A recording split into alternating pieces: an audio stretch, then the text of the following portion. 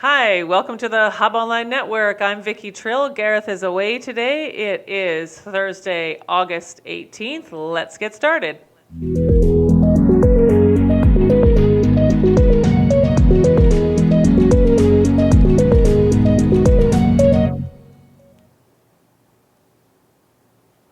We've got all kinds of things on our list of things to tell you about today. I want to give you the latest COVID-19 numbers update. We got some local news, including it's hot out there, and we're going to talk a little bit about some wildfires and the Canadian Football League and a few more things as well. So let's get going on the COVID-19 update numbers. There's actually a great little site on the British Columbia COVID-19 site, our province. So if you ever want to Google that and get the numbers, they're also giving us information not only just by health authority, but by region a little more specifically. So quite interesting there. Let's start off with the provincial numbers. We now have 4,594 total cases in BC. 4 of those are hospitalized. 3 are currently in the ICU. There have been 198 confirmed deaths, and 3,653 have recovered. Currently, we have 48 new cases as of this afternoon.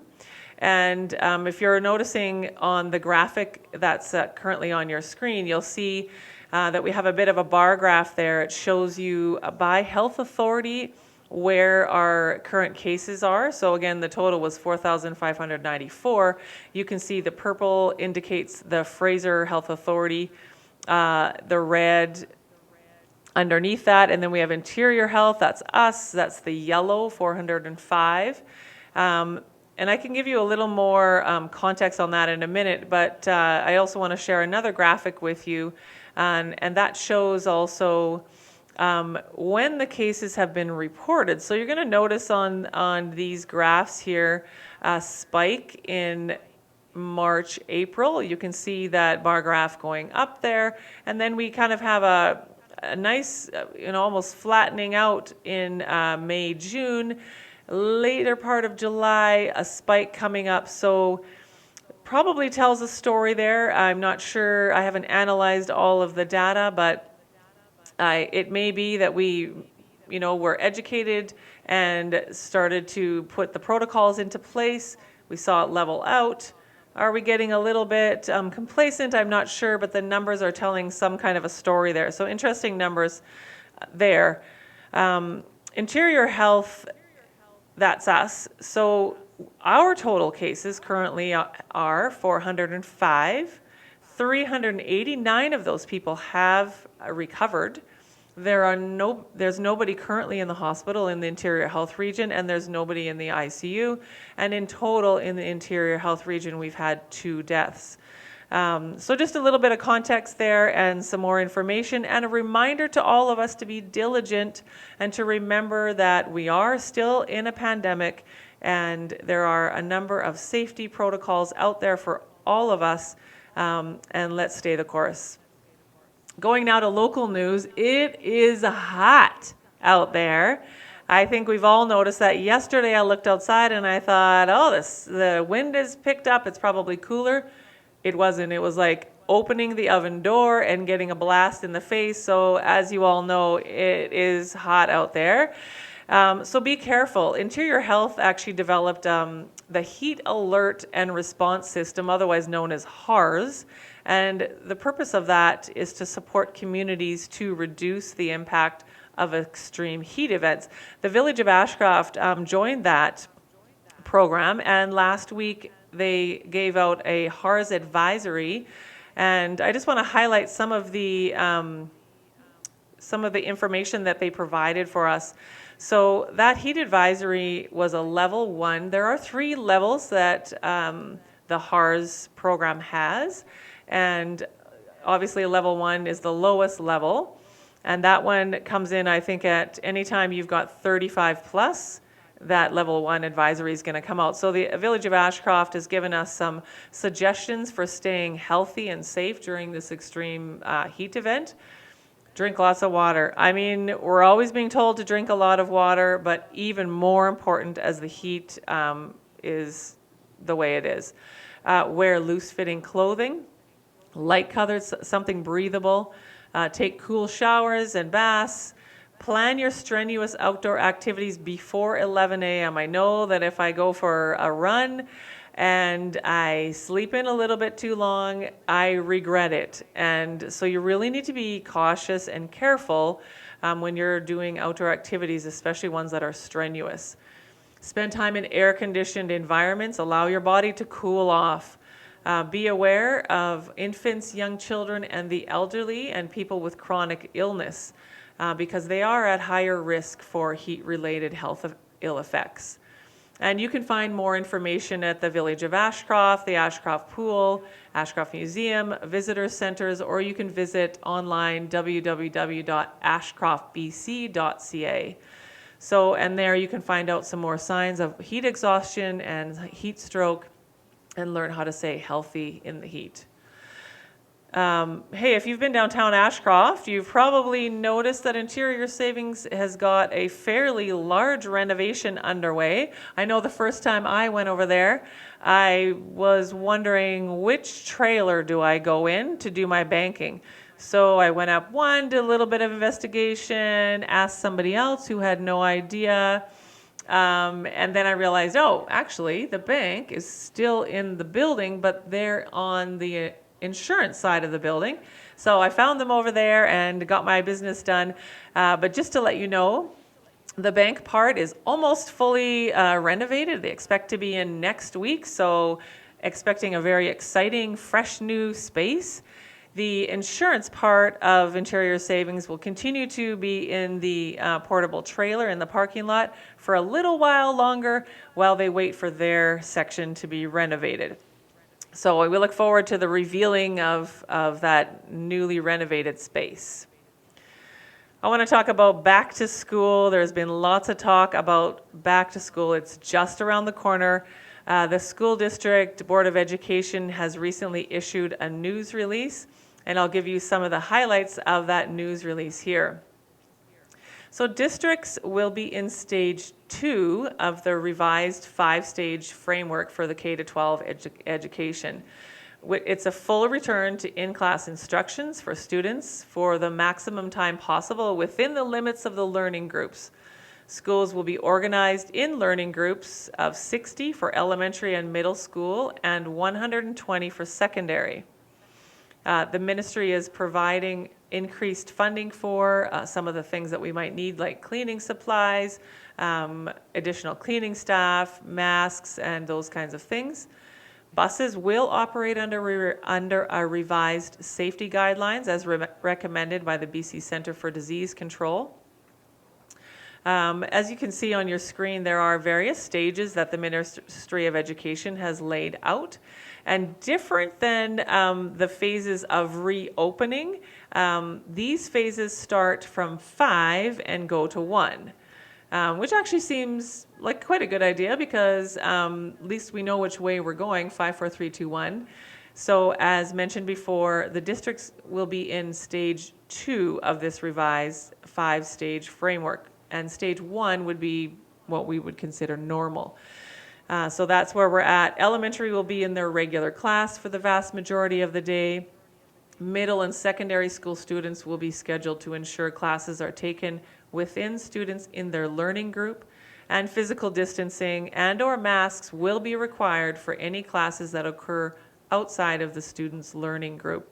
And as I'm sure you've been paying attention, the debate on masks and whether they will be implemented more and more, I think is becoming more of a reality. So the district has also said that they are currently developing a local return to school plan that will be approved by the province and posted on district and school websites by August 26th. So make sure you stay up to date by visiting sd74.bc.ca, and you can keep up to date with what's happening for your kids. So moving now to regional and provincial news, wildfires. I think that's something that we would really rather not hear anymore. But we have had some hot weather, and we have certainly got some more fires going on. More than 88 active wildfires in BC as of this afternoon. Most of these cases are in southern BC, as you can see on your screen, all clustered in the lower part of the province. According to CBC News, more than 70 new wildfires have broken out in BC in the past 2 days amid the sweltering heat in parts of the province. More than half the new wildfires in BC are linked to Sunday night's storm. You probably saw some of the spectacular photography people took in that storm down at the coast and in also the central interior. Sarah Hall of the province's Wildfire Coordination Center says a lot of the spark-ups that we've had have been pretty tiny. Our crews are jumping on them very quickly and extinguishing them. None of the fires so far in BC pose any risk to people or buildings, Hall said. So that is good news. So let's also stay safe there. Lots of people camping. I've been to a few of the local campsites, and they're busy. So I hope everyone is also being responsible with fires and with all of those other things that can pose a danger for our wildfires. Moving on to Canadian news, the Canadian Football League season has been cancelled. According to thecomeback.com, the CFL has officially cancelled its 2020 season and the 108th Grey Cup, saying they're shifting our focus to 2021 and beyond. After a loan request was denied by the Canadian federal government, the CFL has shifted its focus to 2021. Andrew Buchholz further reports, for the first time since 1919, the Grey Cup will not be awarded this year. That comes thanks to the Canadian Football League officially cancelling its season yesterday. But that streak is now coming to an end thanks to COVID-19 pandemic. But apparently a local orca and a pro punter has not heard about the CFL cancellation, as he was photographed punting a seal, as shown here in the picture. A Vancouver Island News reports that in Victoria, a transient orca showed off its immense strength as it launched a seal into the air off the coast of Vancouver Island over the weekend. Images of the hunt were shared by the operators of the 5-star whale watching in Victoria, who spotted the orcas near Sydney Island at 3:15 this last Sunday. While it's common for transient orcas or big killer whales to hunt other marine mammals like seals, the method seen Sunday is unusual, according to the whale watching company. Moving on to world news, TikTok. Is it going to be canceled? President Trump has said that the extremely popular social media site may soon be banned. Now, I don't know if, Troy, do you use TikTok? Too old. He's too old. I don't know, because I use TikTok and I get all kinds of ideas off of TikTok. It's kind of like, I don't know, like, you know, when you look on YouTube and you look for all your favorite things, like I look for cat videos, or I look for people getting scared, playing pranks on, those are like my favorite things. TikTok, I like it because every time I see all my favorite stuff, I put a little heart by it, which means I like it. And then next time I look on TikTok, that's the stuff I get. So I don't have to like Google anything. It's like all my favorite cat and scare videos all on one page. I haven't even figured out how to use Snapchat yet. Oh, okay. How far behind? Filters, fun, yeah, okay. So TikTok, Trump has said that it may be banned, wondering if they're telling our secrets to the Chinese Communist Party. So some interesting banter there. Nothing has been completely decided yet, but the wildly popular app is known for hosting short videos, as I said. A lot of people think it's just for teenagers, celebrities, and creators, or often dance or lip sync to viral audio clips. But as my niece says, when she looked at my TikTok screen, you get the mom feed. And there's a lot of moms on there, I'm noticing. A lot of spouses posting videos, a lot of, So apparently it's not just for teenagers. But according to the New York Times, in recent days, President Trump has talked of banning TikTok from the United States, spooking the millions of people who make or watch TikTok videos for entertainment. Discussions of a ban have been coupled with reports that Microsoft or other companies may potentially buy the U.S. operations of the app. So why do they want to do this? The concern is, as mentioned before, TikTok is owned by a Chinese internet company, ByteDance. And the second is that China is increasingly in the sights of the Trump administration. So there's a lot more that you can read about that. But interesting, I don't know, what does that mean for Canada? I'm not sure, but I'm sure that we'll find out very soon. Always important, though, whenever you're using Snapchat or TikTok, really be aware of your personal permissions, your securities. Are you giving away too much information? All of that information is important, whether you're an adult using these things or you're monitoring your young people in your household using these apps, because I know that there are often loopholes and areas where people can take advantage of that information. So be very careful and be informed about how to use those apps appropriately. I want to finish today now with some coming events. We got lots of fun things happening. Even though we're still in a pandemic and things aren't as usual, we're finding ways to have fun. Coming up, August 27th, that's a Thursday, starting at 8:30 p.m., we've got a drive-in movie up by Tim Hortons, and it is The Little Prince. You can get your online tickets for $10 a car. You can load your car up to 6 people. You can bring your own snacks or purchase them. We will have an on-site concession. Tim Hortons, I think, is also open till 9 o'clock, so you could get your snacks there as well. I also want to tell you about our virtual kid camps. We've been hosting them every Thursday morning, and this week we've got some super cool science stuff. And what you do is register with us either by phone or online. Come and pick up your all of the things that you need for that, and then follow online through Zoom, and your kids are going to have a blast, I guarantee it. So more information, call the hub at 250-453-9177. Coming up also, we've got a tie-dye competition, some pretty cool prizes as well. You want to get a waterproof speaker or one of those projectors that you can shoot your movie onto wherever you want, and it Bluetooths to your phone or wherever you've got your movie. You can win those things by just making a tie-dye t-shirt and using natural products to do so. So you'll find some more information on the Hub Facebook page coming up later today. Tonight and also Thursday night, we've got Paint with Joe Petty, and that's for parents and kids. You can get more information by visiting the ashcrofthub.ca site. And finally, I want to tell you about the emergency first aid course. I know it's been hard for lots of people to find out where can I renew my first aid. Some of us need it for work as well, or you just want to be prepared in the event of an emergency. Saturday, August 29th at the Ashcroft Hub Gymnasium.